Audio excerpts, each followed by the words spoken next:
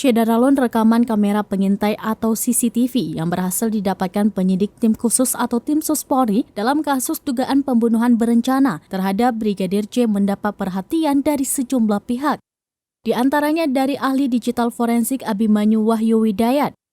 Bagi Abimanyu, ada dua kemungkinan dari keberhasilan kepolisian mendapatkan kembali digital video recorder atau DVR CCTV yang sebelumnya disebut menghilang dan rusak. Kemungkinan pertama, perangkat yang rusak bukanlah hard disk atau perangkat penyimpanan sehingga data bisa dipulihkan kembali atau recovery. Kemungkinan kedua yakni CCTV atau DVR memang sudah dihilangkan atau dirusak.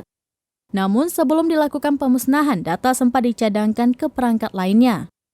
Kemungkinan kedua ini diketahui Abimanyu dari konferensi pers kepolisian yang menjelaskan sejumlah barang bukti yang disita kepolisian, yakni 4 harddisk internal merek WD, tablet, DVR CCTV yang ada di Duren 3, dan laptop merek Dell. Abimanyu juga menilai rekaman CCTV dari sebuah garasi rumah merekam kegiatan Verdi Sambo, Putri Chandrawati, dan para ajudan yang tersebar di media sosial, pastinya sudah tidak murni lagi alias sudah diedit.